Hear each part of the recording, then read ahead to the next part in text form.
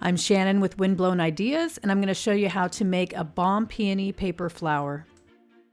This SVG comes in 3 sizes of flowers. There is a 6-inch flower, a 5-inch flower, and a 4-inch flower. Minimal tools are needed to shape the flower. The long skinny bits are shaped with either a round nose plier or you can use something like a wooden skewer. The 2 base layers of the flower are shaped with a metal ball tool and a shaping mat. The glues I used are Art Glitter Glue Dries Clear with a fine metal tip and a Turbo Tacky glue pen. I assemble the flower on a DIY paper flower tool. There's a link in the description to how you can make this. It's nothing more than a piece of cardboard with some plain wire and some glue. I'm going to make a 5-inch Bomb Peony, and I will start by shaping the center. The center is the piece that has the tabs on it, and by assembling this and setting it aside to dry, it'll be ready to glue in place when we're done with the rest of the flower. Pinch the end of each skinny petal around the round nose pliers or the wooden skewer. Fold each tab upward. Then fold each V-notch upward. This will help to make the center more rounded. Next, I take the largest petal that has 4 fingers and fold it in half backwards. Then fold each petal upward very close to the base. Now we'll glue each tab in place, and I like to hold each one for a few seconds with the pair of tweezers just to make sure I'm getting good connection.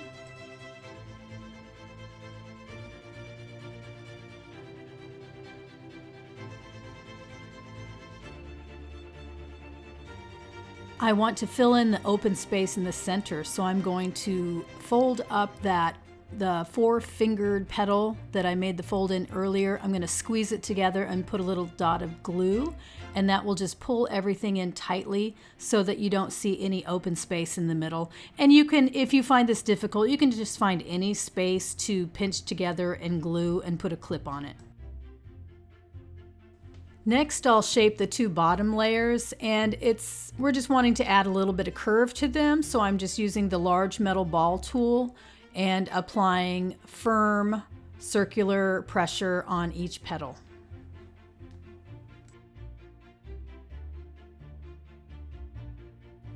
I have 8 layers of middle petals, and I'll divide them into 4 stacks of 2.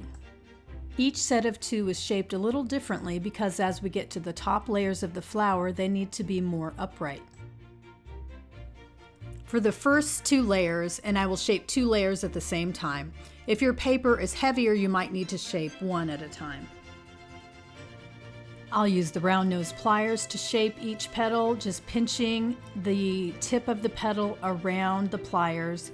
And you can also use a wooden skewer, but I like how the pliers hold the 2 layers together, and I just find it easier to work with, but both work well. We'll do a very slight cupping on each of these layers on the shaping mat. For the second set of petals, I'll ribbon curl the ends, but only halfway down the petals.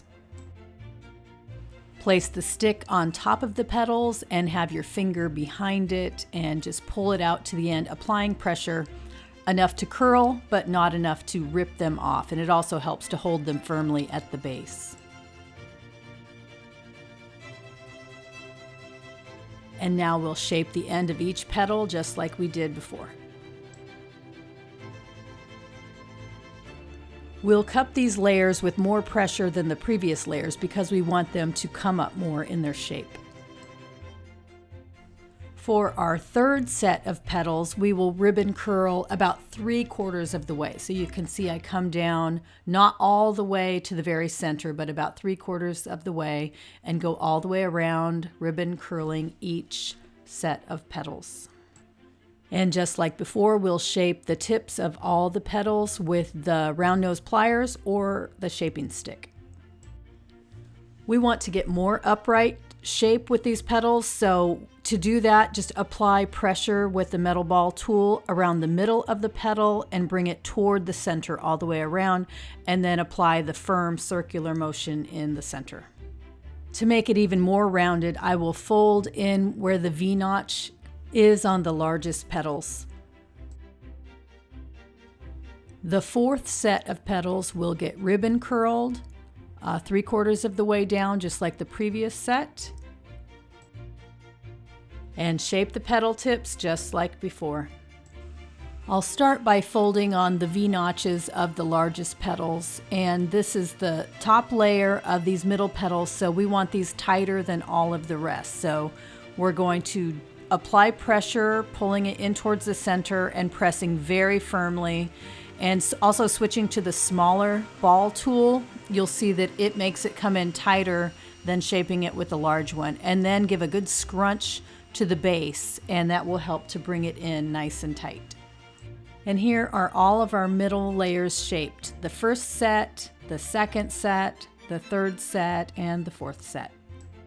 The 5-inch Bomb Peony has 3 of the very top layer, and they will all be shaped the same. There's no ribbon curling because we want them to stand up straight. We will just use the pliers or the shaping stick to shape the very tips of the petals. Fold in each V-notch and fold each petal upward very close to the center hole and scrunch it all together.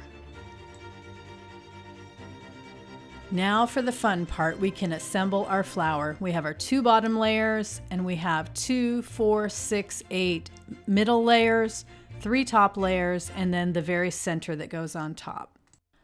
I'm going to add a little ribbon curl to the end of the sepals, and then I will wire this with a piece of Oasis bind wire. I just bend it over, put it up through the bottom, and fold it over onto a little bit of glue.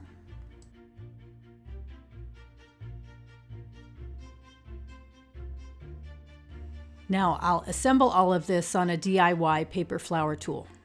Starting with the sepals, I will glue the layers together. I just used a small amount of glue and apply pressure with tweezers where the glue is in between the layers. And I like to use the fine tipped glue so that it's just a small amount. It will hold well and dry quickly. I do make a note of where there's one petal that has the biggest notch in it, and I just want to make sure I don't put it right on top of it.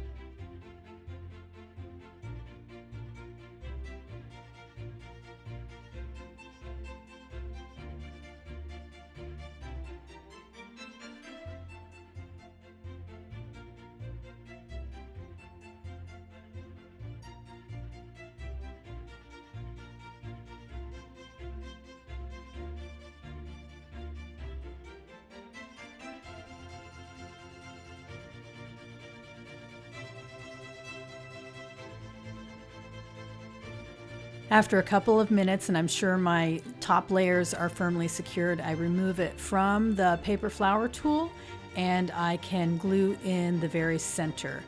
You might want to give it a little pinch to make sure that it's smaller than the opening because you don't want it to spread open the layers that are there. And here I like to use the tacky glue, the turbo tacky glue, just because it's a little thicker and stickier, and that's what I use to glue this last layer in place.